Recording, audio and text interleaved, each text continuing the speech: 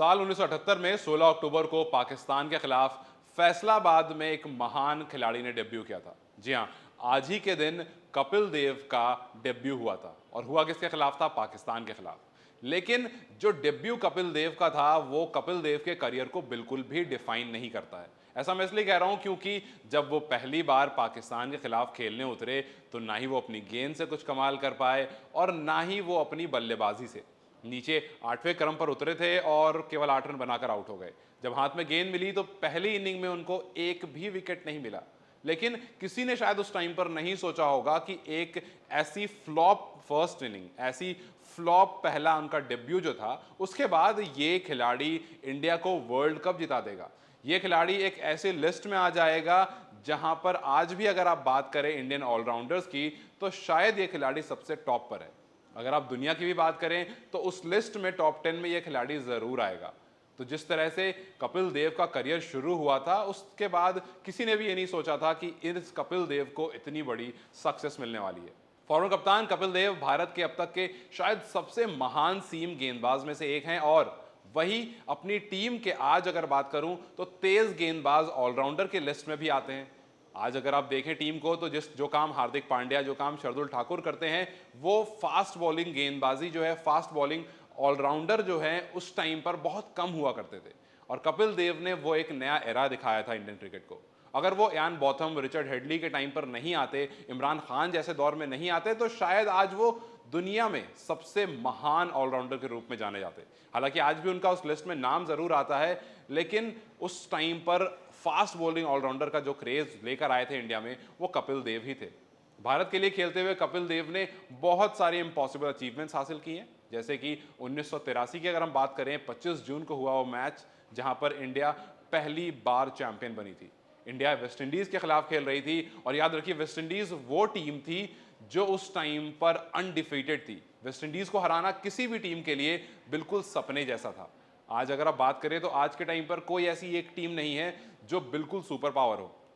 अगर आप बात करें ऑस्ट्रेलिया की तो उसके सामने न्यूजीलैंड है, उसके सामने इंग्लैंड है, उसके सामने इंडिया है। आज के टाइम पर शायद कोई भी एक ऐसी टीम नहीं है जिसको आप चुन सकते हैं और ये कह सकते हैं कि ये अनडिफीटेड है। लेकिन उस टाइम पर वेस्ट इंडीज जो थी वो एक अनडिफीटेड टीम थी। और उसके बाद अगर इंडिया की बात करें तो इंडिया को लीड कर रहे थे कपिल देव, लेकिन इंडिया जो थी वो अंडरडॉग्स में आती थी। अंडरडॉग्स का मतलब जिस तरह से आज आप आयरलैंड्स की बात करेंगे, जिस तरह से आज आप शायद नेपाल की बात करेंगे, या अगर वर्ल्ड कप टीम की बात करूं तो जिस तरह से आप बांग्लादेश की बात करेंगे, आप जिस तरह से अफगानिस्तान की बात करेंगे, अगर ये टीम में से कोई भी टीम वर्ल्ड लेवल पर आकर के चैंपियंस बन जाती हैं तो आप यही कहेंगे कि एक अंडरडॉग टीम चैंपियन बन गई। और अगर ये इंडिया जैसी टीम को फाइनल में हरा देते हैं या ऑस्ट्रेलिया जैसी टीम को हरा देते हैं तो आप कहेंगे कि एक बहुत महान टीम को एक अंडरडॉग टीम ने हराया था। और ये दौर लेकर आए थे कपिल देव जब वेस्ट इंडीज के खिलाफ 1983 में इंडिया फाइनल खेलकर इंडिया वो टूर्नामेंट जीत गया था और पहली बार वर्ल्ड कप का खिताब भारत के पास आया था। और उस टाइम पर टीम को लीड कर रहे थे महान ऑलराउंडर कपिल देव। लेकिन आज बात कर रहे हैं उनके डेब्यू के बारे में। तो भारतीय क्रिकेट के इतिहास में महान ऑलराउंडर कपिल देव का टेस्ट डेब्यू थोड़ा शर्मनाक जरूर रहा था। साल 1978 में 16 अक्टूबर को पाकिस्तान के खिलाफ फैसलाबाद वाले टेस्ट में इस महान खिलाड़ी का डेब्यू हुआ और पहले मैच में कपिल देव, जैसा मैंने आपको बताया, कुछ खास नहीं कर पाए थे। भारतीय इतिहास में कई ऐसे खिलाड़ी जरूर आए हैं जिनका आगाज भले ही कुछ बहुत महान नहीं रहा हो, लेकिन उन्होंने अपनी मेहनत के दम पर क्रिकेट करियर को एक ऐसे मुकाम पर लेकर गए हैं जहां पर वो एक महान प्लेयर, सिर्फ बल्लेबाज या सिर्फ गेंदबाज नहीं, एक महान ऑलराउंडर बन गए। कपिल देव भी एक ऐसा ही नाम है, एक ऐसे भारतीय खिलाड़ी जिनको ताउम्र याद रखा जाएगा। कपिल देव ने वनडे और टेस्ट में कमाल का प्रदर्शन किया है। बल्लेबाजी और गेंदबाजी दोनों से उन्होंने टीम के लिए काफी योगदान दिए हैं। टेस्ट क्रिकेट की बात करें तो 434 विकेट हासिल करने वाले कपिल देव और इस धुरंधर को जब पहला मैच में मौका मिला, जब उन्होंने पहली पारी में गेंदबाजी की तो उन्हें केवल 1 विकेट मिला था।